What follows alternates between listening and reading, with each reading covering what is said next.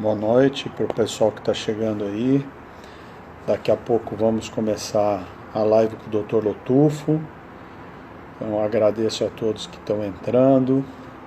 O tema hoje muito interessante. Tive até que dar uma estudadinha aí, que nós vamos falar sobre isolamento social e aumento do consumo de álcool e tabaco diante dos filhos.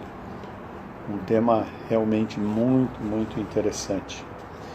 E nós vamos falar aqui com o nosso querido Dr. João Paulo Becker Lotufo.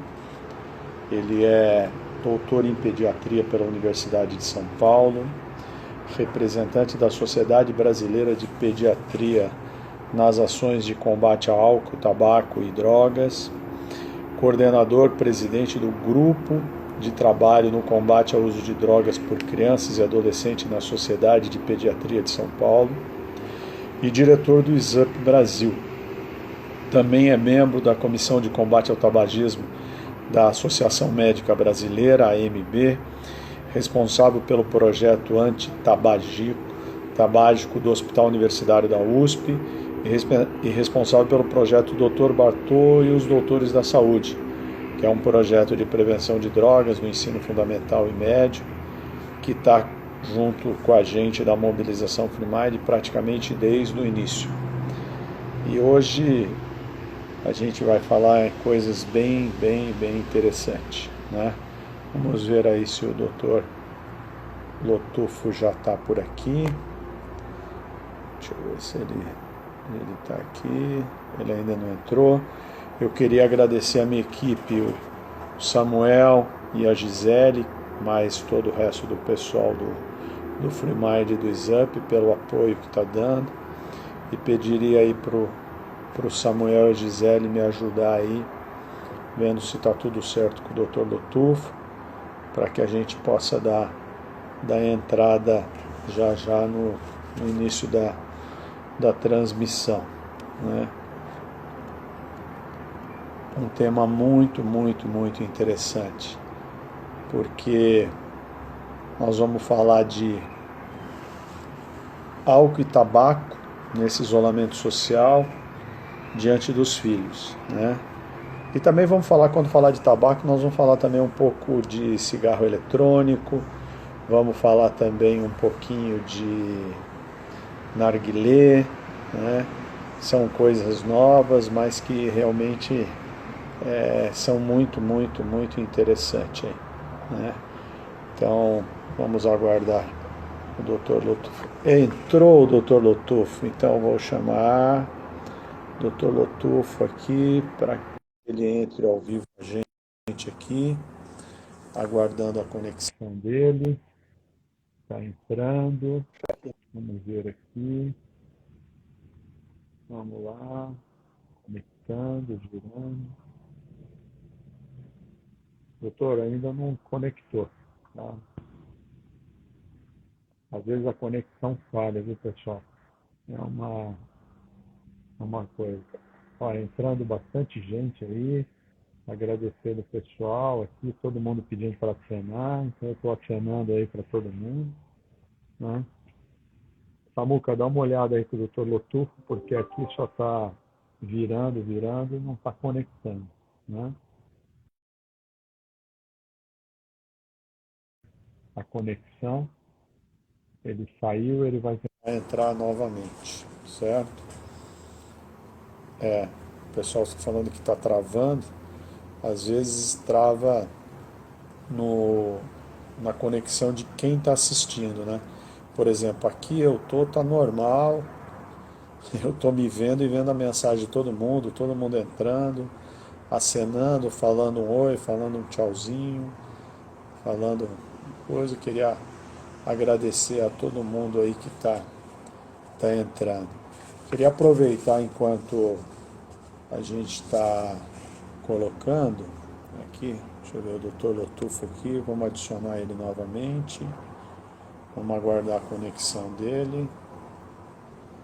Às vezes dá esse probleminha. Agora entrou. Fala, doutor Lotufo. Tudo bem? Eu estou vendo a sua imagem, mas a conexão não está. Não está entrando. Pronto. Ô, tudo bem? Finalmente. É duro aqui, a internet e vai por aí afora, mas estamos aí. Agora, ó, vocês que estão assistindo aí, que vocês veem que interessante, né? No meu fundo tá tudo preto. Aí você vê um fundo de um médico do gabarito do Dr. Lotufo, olha o tanto de livro que tem, tudo, né? Aí eu comprei ontem tudo isso aqui, ó. Ah, Dr. Lotufo, muito obrigado por o senhor estar aqui com a gente nessa sessão de lives aí. Já é a nossa terceira live que nós estamos fazendo e está sendo bem interessante, o pessoal está gostando, que a gente está abordando temas que são temas do dia a dia das pessoas, né? E o certo, nosso tema vai ser isolamento social e o aumento de consumo de álcool e tabaco diante dos filhos, né? certo. Na realidade, eu queria dividir, eu vou bater um papo com o senhor, eu vou falar primeiro do álcool e depois do tabaco. Pode ser Ok, assim? pode ser. Né? Então, assim, vamos começar aqui falando numa questão aí que a gente tem visto muito assim.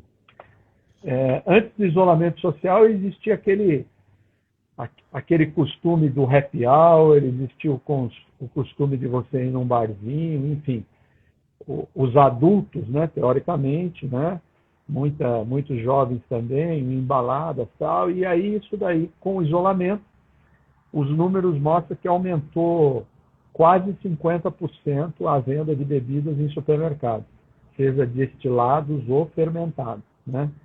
Isso prova que as pessoas estão bebendo em casa, e muitas delas em frente dos filhos, né? E dentro disso, o que eu queria perguntar ao senhor é o seguinte: primeiro, como é que o senhor, que conhece bastante, o senhor como pediatra, como trabalha nisso há muito tempo, como é que pode acontecer, pode ser a problemática desenvolvida nos filhos vendo isso, o pai bebendo, enfim, dentro de casa? Conta um pouco para a gente aí da sua experiência. Na verdade, eu comecei a estudar essa questão quando eu comecei a atender como alcoólico na juventude lá que eu atendia no consultório aos 14, 15 anos de idade. Então eu estou falando de Ah, como alcoólico, não estou falando de vomitar no banheiro. É bem diferente uma coisa da outra, né? E isso ah, acontecia nas festas de 15 anos. E, hum, então, geralmente na primeira bebedeira, ou muitas vezes no esquenta. Quer dizer, ah, todos iam para casa de um pai, de uma família, onde o pai era amigão, e o pai aham, deixava uma garrafa de vodka ali para eles se esquentarem antes de irem para a festa. Então comecei a ter muito acidente nesse sentido. E aí começamos a perceber o que todo mundo já sabe, todo mundo que estuda esse assunto sabe, que essa coisa aham, da experimentação precoce de álcool começa dentro de casa.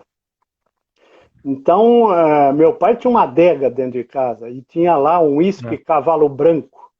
E eu me lembro da ah, gente cortar os cavalinhos brancos da garrafa de uísque, a gente devia ter 7, 8 anos de idade, para colecionar. E assim vai.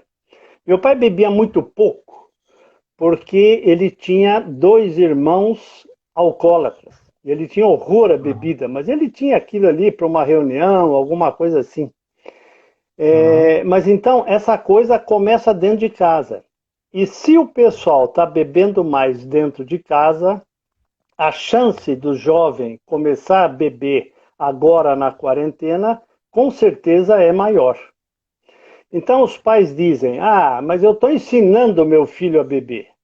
Veja, você pode ensinar seu filho de 13, 14 anos a beber, isso é uma faca de dois gumes, como se diz. Porque se ele aham, bebe com o pai, ele vai beber com os amigos. Só que aí a aham, quantidade é outra. aham, Então, esse é o grande problema. E o outro problema que todo mundo já sabe, que é o cérebro do jovem se desenvolve até os 21. Na sim. verdade, até os 25. Então, quem está até É, os 21 aí ainda pode ter uma chance de melhora aí na sua atividade cerebral. aham, Mas, então, até os 21. Então, qualquer droga iniciada antes da maturação do cérebro, a chance de dependência é maior. Então, se começa a beber aos 12 anos de idade, por exemplo,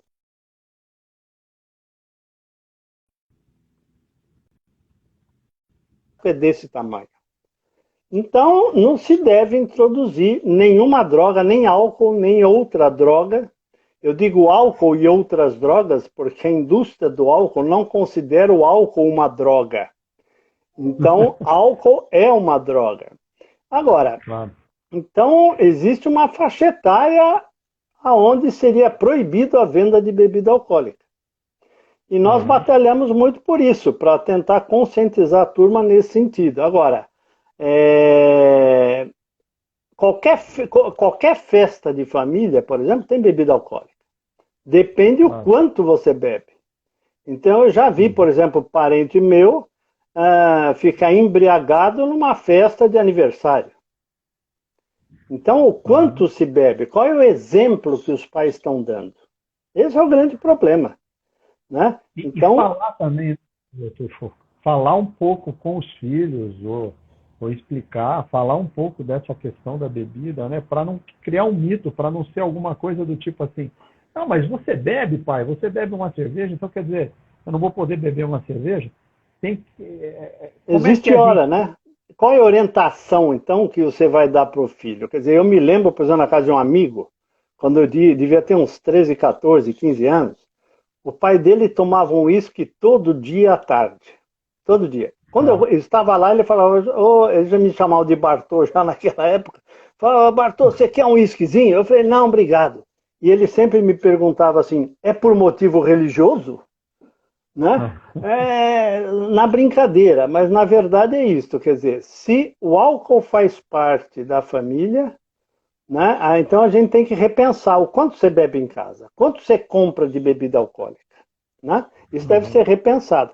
E essa coisa de conversar com os filhos é o que a gente chama de aconselhamento breve, que é o que a gente usa na medicina nesse sentido. Há vários trabalhos de aconselhamento breve, tanto nas famílias quanto em escolas, e eu trabalho muito com aconselhamento breve no consultório pediátrico, que é discutir com a família alguma coisa sobre o malefício que aquilo pode trazer. Então o pessoal me pergunta, mas quando eu devo começar a conversar com as famílias sobre esse assunto? E eu digo, é intraútero. Porque se a mãe fuma, por exemplo, eu preciso fazer num consultório a mãe parar de fumar. Se o pai bebe muito, eu preciso conversar com ele, e assim vai. Então, a gente tenta identificar qual é o risco da família para trabalhar essa questão no consultório. As escolas... diga. Não, pode finalizar. As escolas, por exemplo, são a segunda família do jovem. As igrejas são a segunda família do jovem. Então, esse assunto deve ser trabalhado em todos os setores, e dentro de casa, inclusive. Quer dizer, se você está vendo... O que é o aconselhamento breve? Gastar 2 a 5 minutos falando sobre aquele assunto que você acha interessante aí, conversar com seu filho, e dando breves pitacos ali para não cansá-lo. Aquela fatídica bronca aos 14 anos, quando ele chegou embriagado pela primeira vez, aquilo já não tem efeito nenhum. Então, na verdade, é trabalhar o assunto desde pequeno. E o exemplo da família é um aconselhamento breve também, obviamente. Né? Então, acho que é mais por aí. Agora, um outro tema que está acontecendo muito, né? Por exemplo, nós estamos numa live aqui, mas a gente está vendo aí na televisão, a televisão divulgando lives de cantores sertanejos que estão sendo, inclusive, patrocinados pela indústria de bebidas, né? E é difícil, porque eu vi aí outro dia, chegou a 3 milhões de acessos na live de um cantor sertanejo, né? A gente gosta de escutar, todo mundo, a família gosta de escutar. Mas como é que a gente, como pais, deve proceder? Assim, porque se você chegar para o seu filho, que tem 19 anos, que gosta de música sertaneja, que pode falar para ele, não vai assistir, porque não adianta, não é o confronto, né? Acredito eu. Como é que a gente lida isso, doutor? Como é que a Eu gente acho protege os nossos filhos?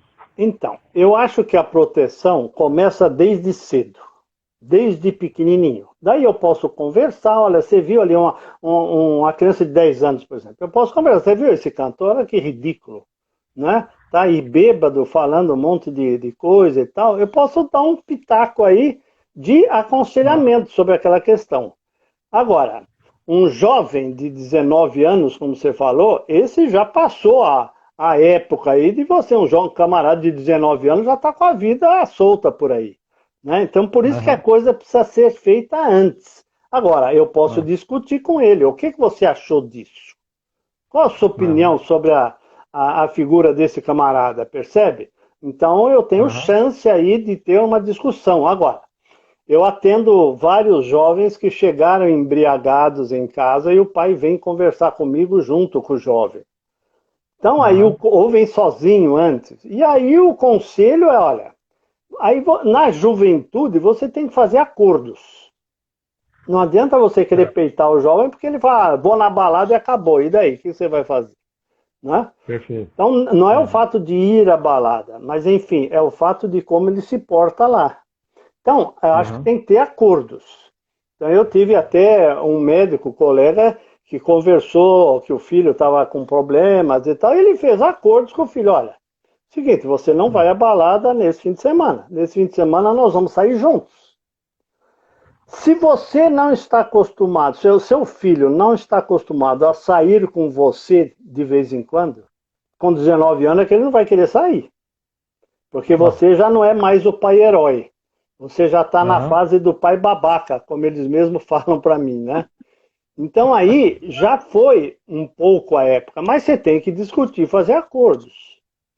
aham, Então, uma coisa é você trabalhar com a criança, outra coisa ah, é você trabalhar com o adolescente. São enfoques diferentes. E na escola a uhum, mesma coisa, quer dizer, a gente tem um programa de prevenção que a gente vai às escolas, tal. Fizemos ah, esse programa. E era um programa de 4 anos, mas a USP faliu. Na época foi feito um ano só. E nós aham, conseguimos, através de 9 intervenções nas escolas, sobre aham, álcool e outras drogas, aumentar a discussão do assunto em casa. aham, Então, por que essa preocupação de aumentar a discussão? Porque quando a gente vai ver a idade de experimentação de droga, a iniciação de álcool ou outras drogas, tabaco, álcool, maconha e crack, isso que a gente mediu, aham, os jovens que tinham discussão do assunto em casa diminuíram em 60% a experimentação de álcool, tabaco, maconha e crack. Então é por é, aí o nosso aconselhamento breve, entendeu? Quer dizer, é discutir sempre esse assunto, não perder oportunidades. Então você pega, por exemplo, um jovem que eu atendo lá no hospital público, ele gosta de assistir o tal do BBB aí, por exemplo. Bom, aham, primeiro precisa ver a idade desse camarada, ou se ele é criança ou já é um adolescente para ver esse tipo de programa. Segundo, se ele assiste, aproveitar para discutir cenas que você vê ali que não são familiares, vamos dizer assim.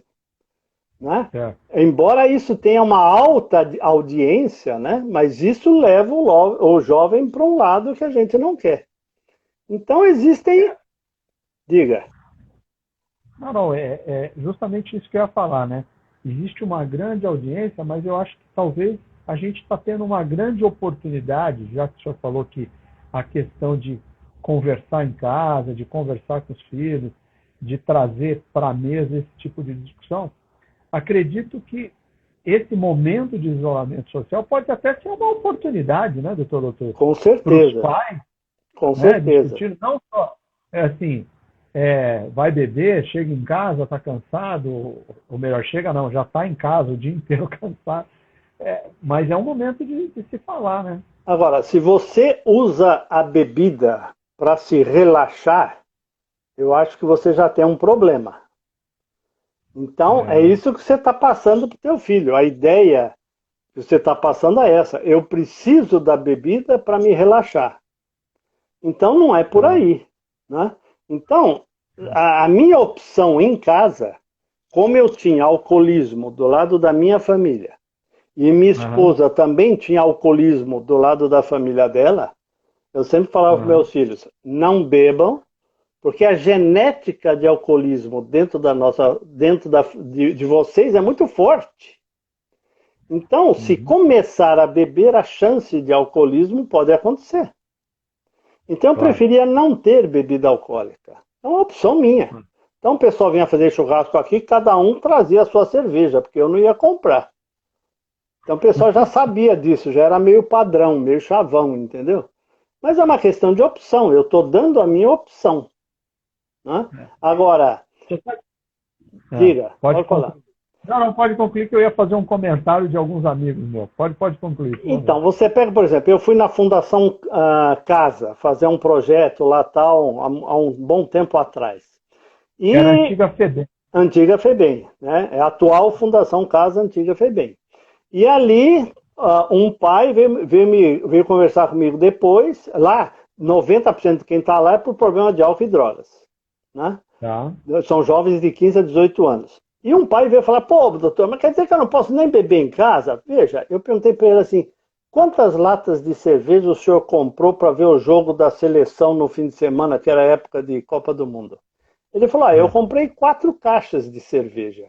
E eu perguntei para ele, mas quantos adultos tinham na casa? Ele falou 4.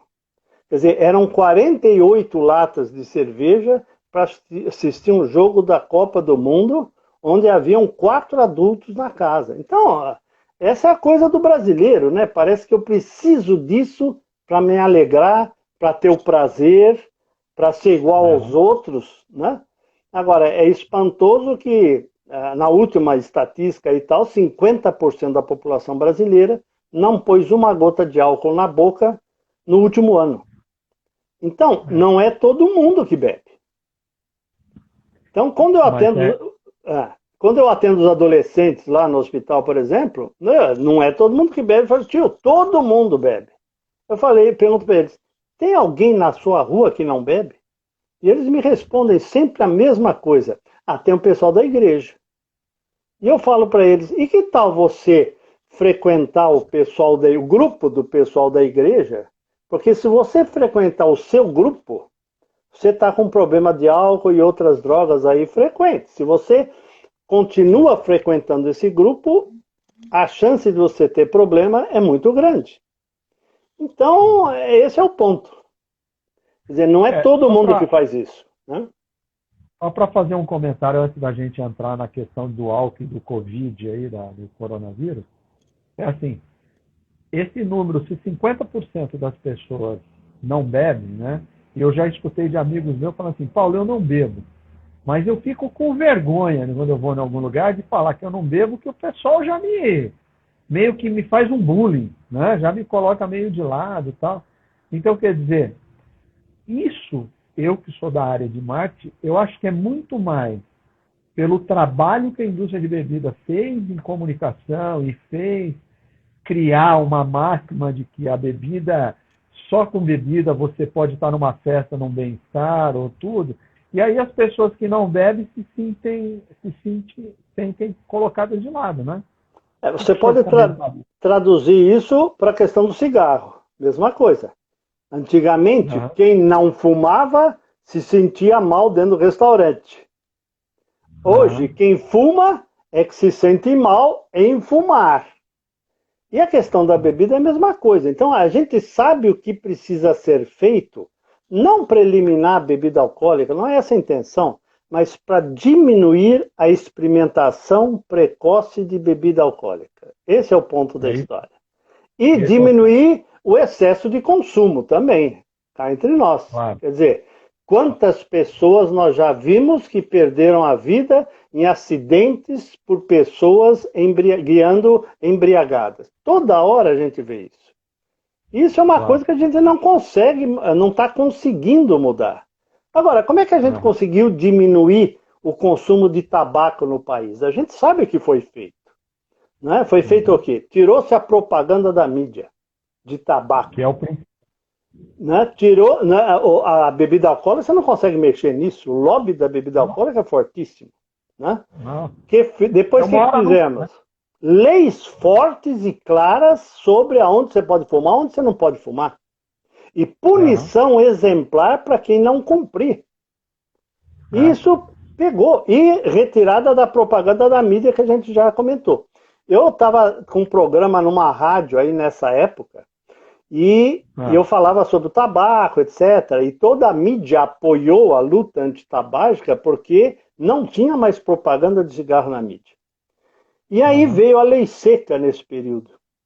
Quando veio a lei seca, eu estava escutando o rádio e o pessoal começou a falar: essa lei seca é um absurdo, que vai fechar o meu bar porque não pode beber. Não, não pode beber e dirigir. Então eu liguei para a rádio e falei assim: escuta, esse camarada está falando besteira aí. Como eu já trabalhava ali, né, tinha contato com o pessoal da rádio, eu falei: peraí que o senhor vai entrar no ar para discutir com ele. E quando eu aham. fui para o ar, o diretor da rádio comentou assim: doutor, o senhor sabe que cigarro o senhor pode falar o que o senhor quiser.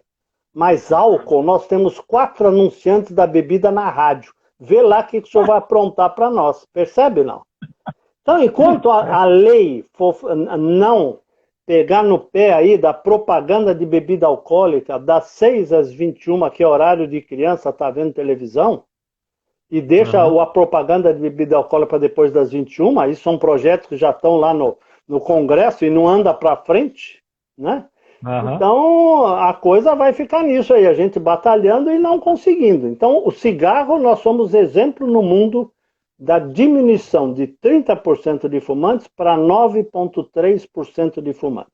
O Brasil é conhecido no mundo pela AIDS e pela luta antitabágica. Segura um pouco o cigarro, que eu tenho mais uma pergunta de álcool aqui, que é ligado ao Covid-19, né? O que eu queria saber do senhor como médico é como é que o consumo de álcool favorece a contaminação do Covid-19 ou torna maior o risco? Qual que é essa correlação de uso abusivo de álcool e esse novo vírus que está aí, que é o Covid-19? Eu vou fazer uma comparação, se me permitir, sobre a gravidez em adolescente. Gravidez Tá, não planejada em adolescente. Eu montei no hospital tá, um ambulatório para meninas que tiveram filho com abaixo de 17 anos. E tá, grande parte engravidou depois de ingerir bebida alcoólica e uso de outras drogas. Então, o que tá. acontece? A proteção, a camisinha, a proteção contra o sexo, vai tudo embora depois do álcool. Então, Até a traduzindo cabeça. isso para a sua máscara, para o seu álcool gel, tá? A sua proteção vai embora. Vai embora porque você Tá, não vai fazer, você não vai tirar a máscara do mesmo jeito, se você tiver com álcool na cabeça, e assim vai. Então, eu acho que esse é aham. um fator importante aí para a gente pensar. Mas o fator principal para nós é os pais são exemplo para os filhos. Se o pai bebe, o filho abaixo de 18 não deveria beber, primeiro porque é lei. É proibido no Claro. país ofertar bebida alcoólica para menor de idade. Então você já está corrompendo a legislação. O Então eu próprio lembro, pai, né? o próprio pai, já começa por aí. Eu tenho no consultório um advogado que processou o dono de, o pai que deu a festa de 15 anos para a filha, porque ofereceram na festa bebida alcoólica para a filha dele. Isso é coisa de Claro. advogado, né? Mas, enfim, tem gente que se importa com isso e tem uma Aham. postura ética sobre isso, né? Então essa coisa eu acho que tem que mudar. Então acho que o álcool é favorável a essa, veja, bochechar com álcool, com bebida alcoólica não vai matar vírus nenhum. A gente só ouve bobagem na mídia aí a respeito disso, né? Então, É, acho que precisa, se você precisa do álcool para fazer a quarentena, alguma coisa está errada no seu relacionamento, nas suas atitudes. tem agora um fato interessante aqui, porque foi uma pesquisa na Universidade de Wuhan, na China, né? Que é onde tudo nasceu, vamos dizer assim, que as pessoas que fumam têm 14 vezes mais chance de desenvolver quadro grave de Covid-19 do que os pacientes que não possuem o hábito E também constatou que até aqueles com histórico de tabagismo têm um risco de 14% maior de desenvolver pneumonia quanto infectados pelo novo coronavírus. Dentro dessa constatação, o que eu queria perguntar para o senhor é o seguinte: como é que se dá a possível contaminação do indivíduo pelo simples fato dele fumar, se isso é verdade, né? E se o risco de contaminação é o mesmo para fumantes de cigarro normal, eletrônico e o narguilé, antes da gente falar um pouco da diferença, e aí se eu quiser falar, vamos indo aí misturando tudo junto.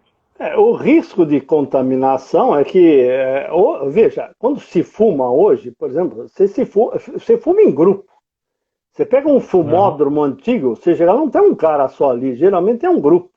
Então esse grupo fumando não vai estar de máscara, não vai estar e aí vai por aí fora. Quer dizer, a contaminação é igual às outras, igual a contaminação de um não fumante. Agora, você pega um narguilé, uma roda onde estão fumando narguilé ou narguilé, aquilo vai rodando entre todo mundo. Aí você pode ter uma transmissão mais próxima, inclusive no bocal do narguilé. Você pega um cigarro eletrônico que é dividido, repassado para todo mundo. Até teve um caso aí numa festa, que estava na mídia isso, onde a turma fumou um cigarro eletrônico, aí, um vapor ou alguma coisa desse tipo, e acabou contaminando aí uma boa parte dessas pessoas.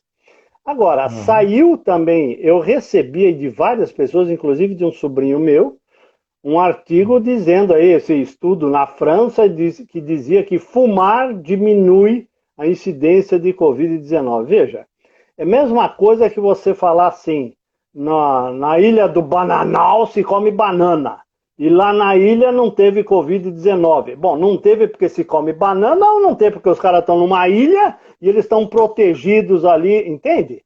Quer dizer, você começa a ter uns absurdos, inclusive... Esse trabalho tem um dos autores que está relacionado com a indústria do tabaco. Então, a indústria é do capeta. A indústria do tabaco, a indústria do álcool, só pensa em venda em grana. Então, a gente precisa tomar cuidado com o que a gente ouve. Agora, eu tenho um ambulatório antitabágico no Hospital Universitário da USP. E quando, antes da gente parar, porque teve que parar por causa do Covid e tal, essa coisa toda,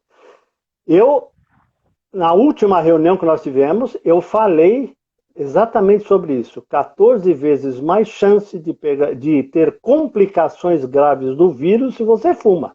Veja, o pulmão de um fumante já é todo inflamado. Então aí a doença do Covid é uma doença inflamatória, é uma doença de trombose pulmonar e vai por aí afora. Então dá até para entender essa correlação. E eu tenho aí, ontem foi o dia do ambulatório, o pessoal continua pegando remédio para parar de fumar, e quando a gente voltar disso, numa próxima reunião, eu quero justamente saber daqueles 40 pacientes que estavam se tratando, quantos pararam de fumar por causa dessa notícia que a gente batalhou, entendeu? Então, veja, passar álcool gel na mão, usar máscara e fumar, não combinam. Então, os fumantes poderiam aproveitar esse momento de tentar parar de fumar. Já que você está confinado, não saia na rua para comprar cigarro. Né? Use artifícios aí para repor a sua nicotina, que são os adesivos, são as pastilhas de nicotina, e não fume. Você consegue parar de fumar até sem medicação. Né? A medicação ajuda a diminuir a síndrome de abstinência da nicotina. Então, isso pode ser feito, e a gente pode orientar isso até por telefone ou por um programa desse aqui. Agora, continuando ainda, eu queria explorar um pouco a questão do cigarro eletrônico e do narguilé. No Brasil, como o senhor mesmo disse, nós somos um exemplo de diminuição do tabagismo, de todas as ações que foram feitas. Realmente a gente vê a diferença do Brasil em relação principalmente à Europa, tal. Mas alguns números mostram que entre os jovens, né, o número de usuários de cigarro eletrônico e narguilé está sendo muito grande, né? Como é que o senhor enxerga tudo isso? O senhor que participou, inclusive, dessa comissão de diminuição do tabagismo do Brasil, como é que o senhor enxerga que a gente deve trabalhar isso não só familiarmente, mas nas políticas públicas? Veja, o narguilé e o cigarro eletrônico, o cigarro eletrônico, em princípio, eu fui intimado a ir a uma reunião numa faculdade privada, aliás, aí em Campinas, onde haveria uma mesa aí de discussão sobre o cigarro eletrônico. Eu não fui convidado para essa reunião, obviamente, mas tinha gente.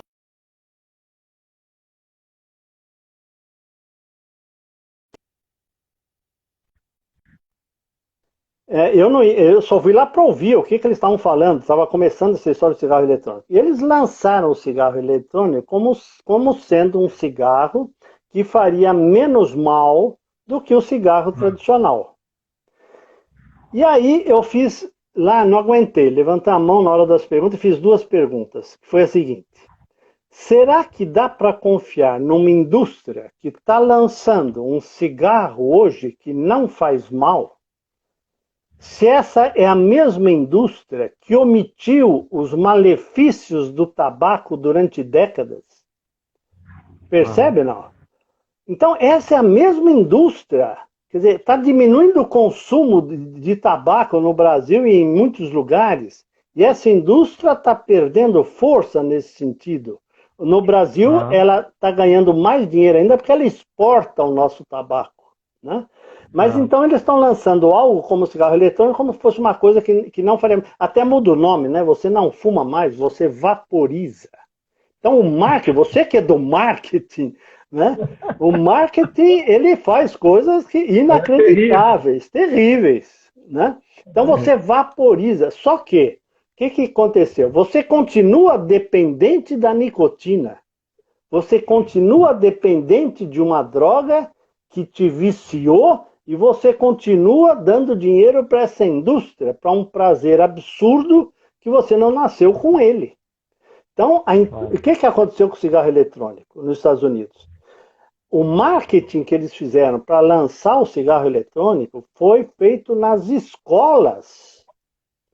E eles patrocinavam o acampamento de verão dos alunos do ensino fundamental e médio das escolas americanas. Lá o acampamento de verão equivale ao nosso carnaval, assim. Todo mundo vai para o acampamento de verão. Então houve um boom de intoxicação nicotínica em jovens, causado pela indústria do tabaco. Percebe, não?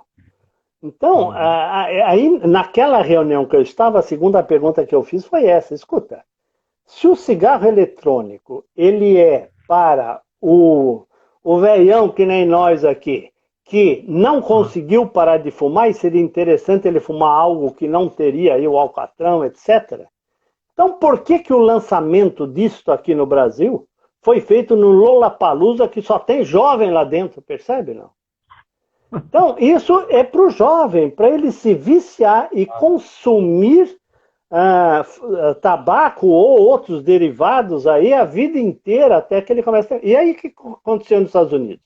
Começou a ter morte por uma doença pulmonar, também pulmonar, causada aí por um acetato de não sei o que tinha lá no líquido que vaporiza a nicotina, e começou a morrer gente lá, inclusive até o final do ano tinha 60 e poucas mortes em jovens com essa doença não conhecida até então, e tinha um caso de transplante pulmonar em jovem para ver se o camarada não tinha mais jeito o pulmão dele, e assim vai.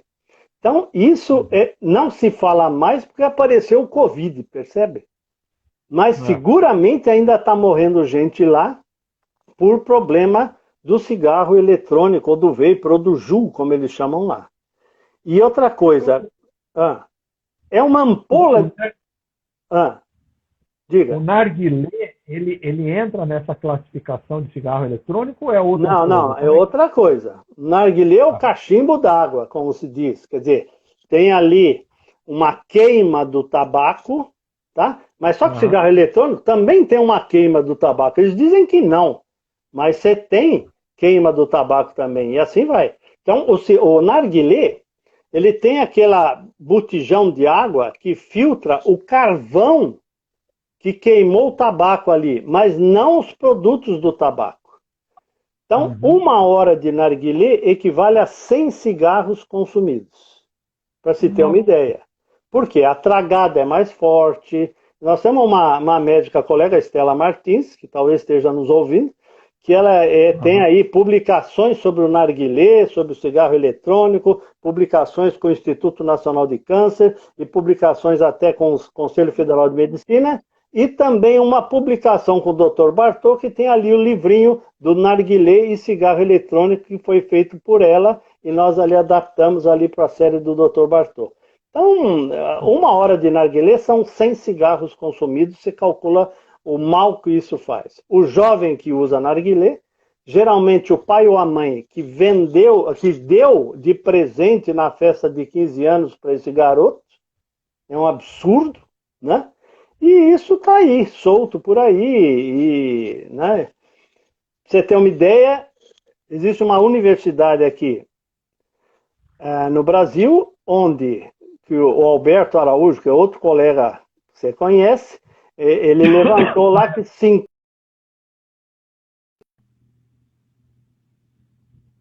ideia do consumo disso também aí na população. Fazendo aqui a última colocação, mas depois eu tenho um último assunto, né?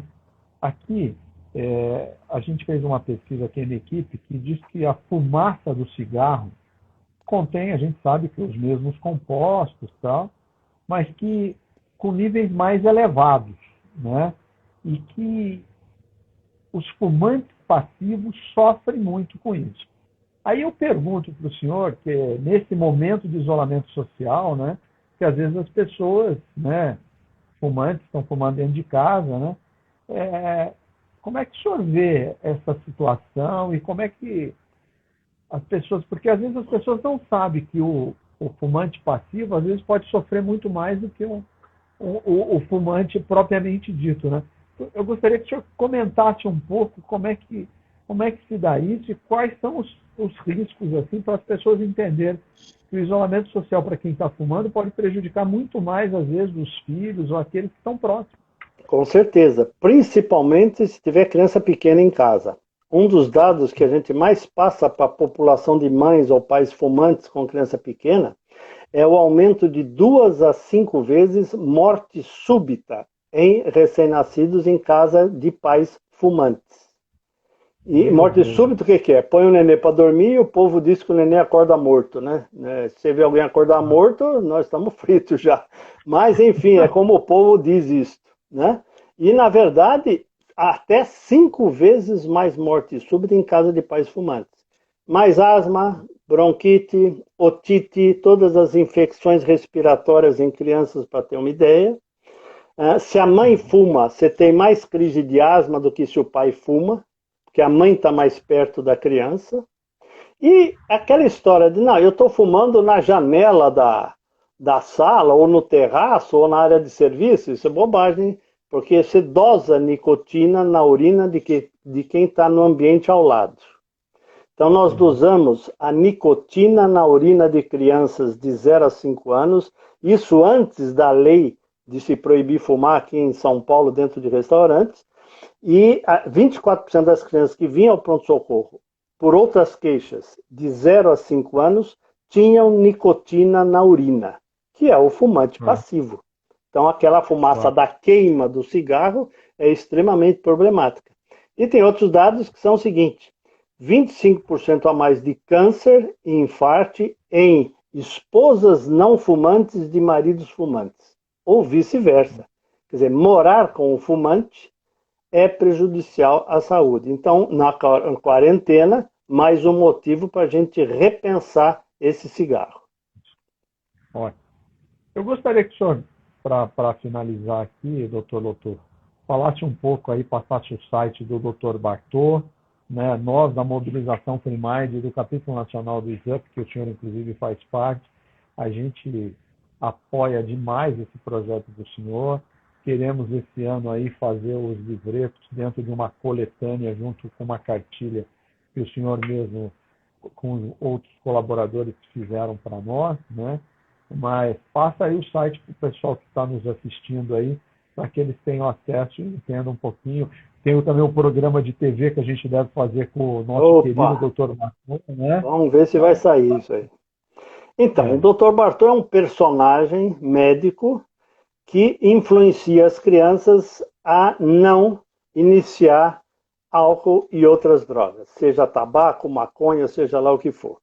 Então, nós temos um material que está no site, que o site é www.bartô.com.br. Então, www.drbartô.com.br.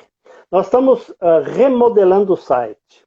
Mas no site você tem os livretos do Dr. Bartô, que tem uma importância ímpar para a criançada. Porque todos os onde eu vou, eu distribuo esse material, seja na escola, seja no consultório, e ali tem histórias para serem lidas com os pais junto, para ensinar a criança ali que aquilo não é uma coisa boa.